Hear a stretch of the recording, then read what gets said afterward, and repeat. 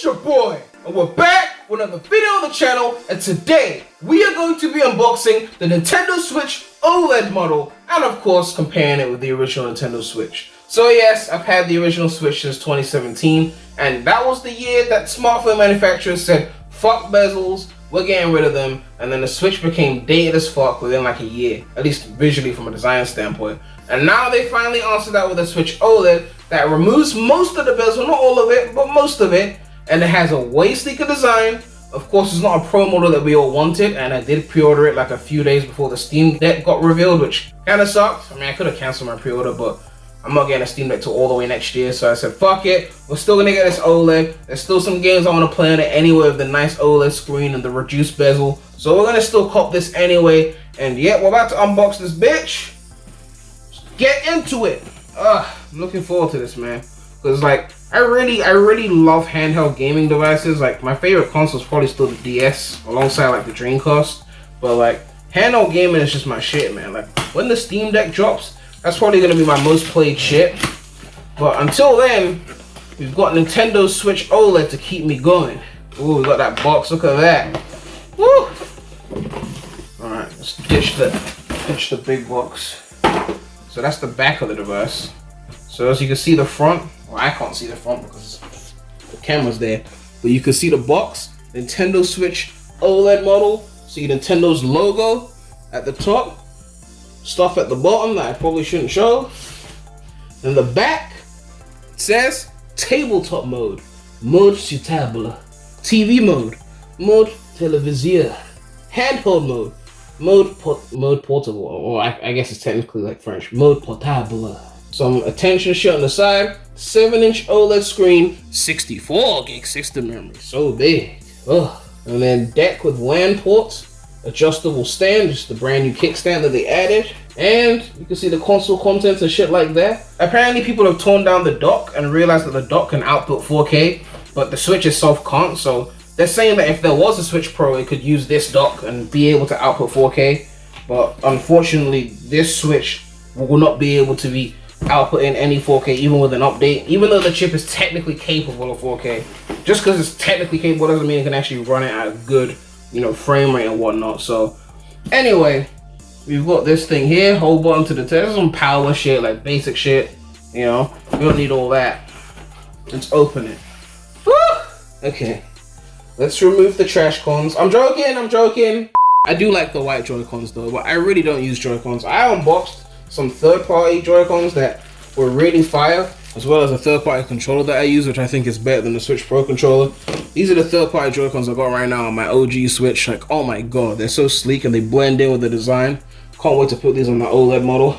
I haven't held Joy-Cons in a long time because, quite frankly, I lost mine, but new Joy-Cons still feel nice. I mean, it's still a Nintendo product. It still feels premium in the hand, as small as they are, but yeah, I lost mine. I mean, to be fair, they're probably just somewhere in my room and I can't bother to look for them. But ever since I got the third-party ones, I didn't really feel inclined to look for them because they do everything I need to do. I mean, I guess if I had some Amiibo or something like that, or some 1-2 Switch milking, then maybe I need to look for these again. But until then, these are just white Joy-Cons, which do look sleek. I will try them out on the OLED, but I'm not going to keep them on for long. We've got the main device, as you can see here. Basically looks like a tablet when it's off. You know how the Switch is. You can see that bigger kickstand. Let's take that out. Woo! OLED! Oh, this thing better have some battery in it, otherwise I'm kind of fucked. Let's test out this kickstand quickly. Alright, open that up. Oh, that's sturdy. That's sturdy. I like that. Nice. Compare it to the original Switch's kickstand.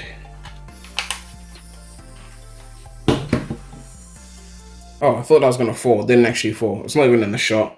Usually it falls when I use the third-party Joy-Cons. It doesn't stay up because they're too heavy, but I actually got it to stand up the one time I wanted to compare the kickstands. Okay, fine. But yes, they both stand up.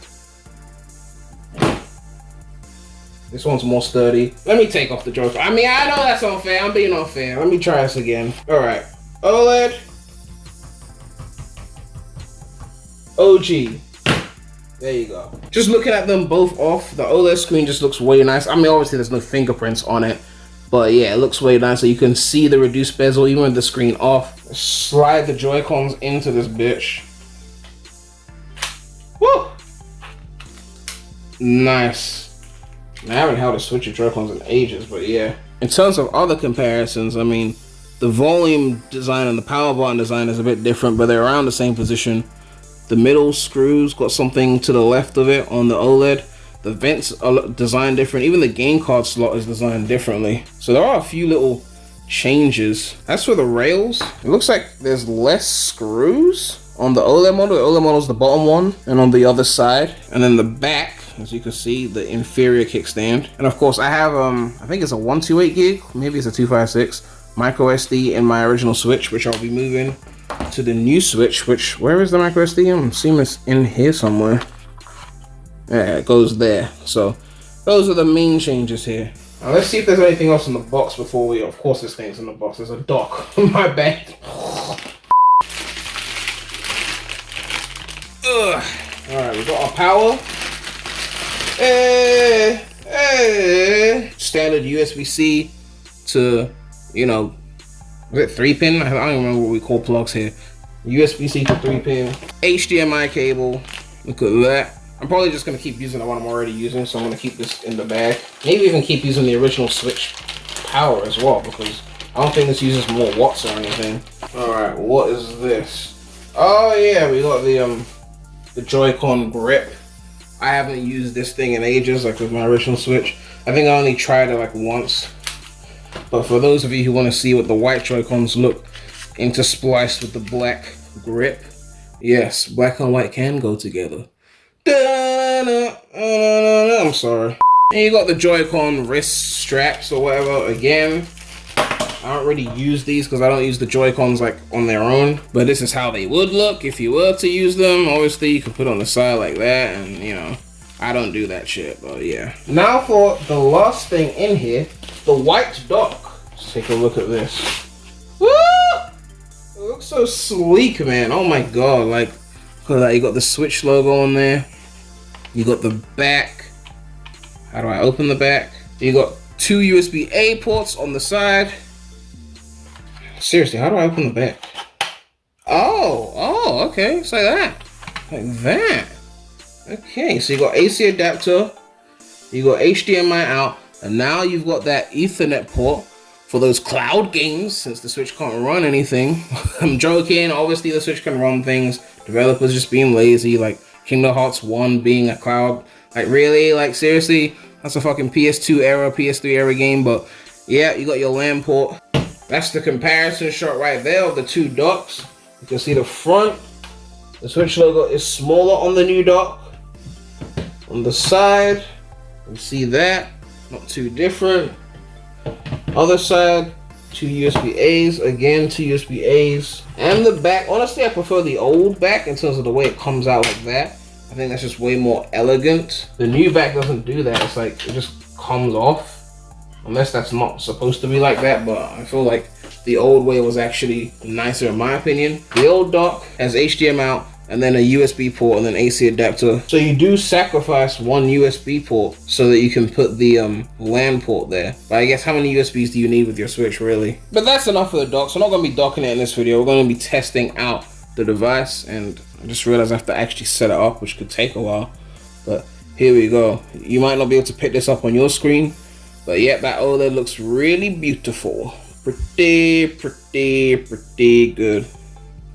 Alright, we've got to slide in the Joy-Cons. I'm probably going to skip most of the setup shit in the editing though, let's be real. Beautiful. Oh my god.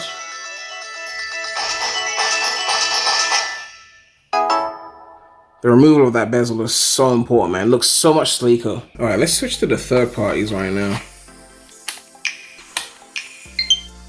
God, that fits so well, man. It looks even sleeker than with the original Switch. I know this isn't the intended use, but the kickstand serves as a really nice, like, hand finger rest. Like, I was resting, like, my hands like this on it. Like, it just felt really nice in my hand to put my fingers, like, under the kickstand. I need a system update just so I can sync everything. Remembered my login finally. Alright, automatic save data backup. Keep playing where you left off. There we go. To play a game, you can insert a game card or download stuff from the eShop. I guess it doesn't give me all my games straight away. I guess I have to re-download them manually. Let's put Mario Kart on there so I can test that out actually. Man, so I had automatic brightness on. Let me turn that off. The shit gets way nicer. Oh my god. That is so much better. Why would they put that automatic? I hate those automatic brightness settings, man. Look at that, man. I don't need them telling me what's bright and what's not bright. Put that on max. Oh my god, I need to compare this now. Don't be fooled, while there are white Joy-Cons on the Switch, this is the old one. Alright, you can see the screen brightness is on maximum here. Just to give a fair comparison, I'm going to put both on the same color. And it is clear as day that the left one looks way better than the right one. And even just pressing the home button, I heard serious sound quality, or at least volume differences. Like, the Switch OLED just filled the room. Oh, the bass. It's a subtle thing, but it's there. While I'm not plugging in the dock, you might as well take a look at what it looks like. Dock. That's the wrong way. Whoops.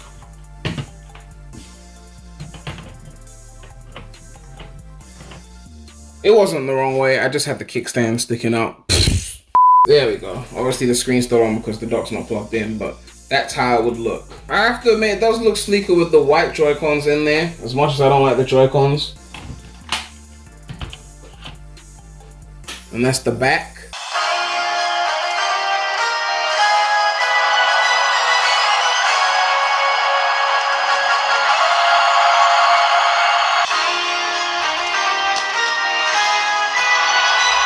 The speakers are definitely much better, but I won't say they're amazing. I'd argue that my phone speakers are probably still better than this, to be honest, but it's still an improvement.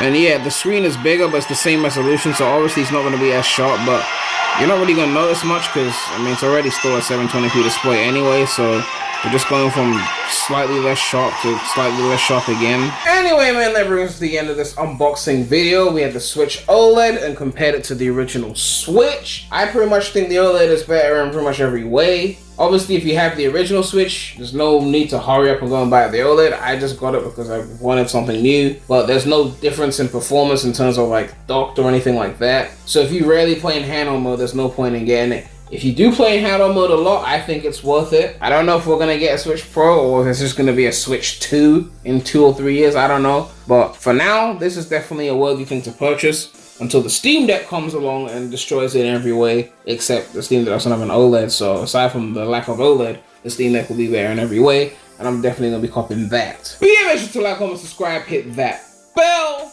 More content coming soon to the channel. But it's your boy, PREMulous, Rem Gang. And I'm out.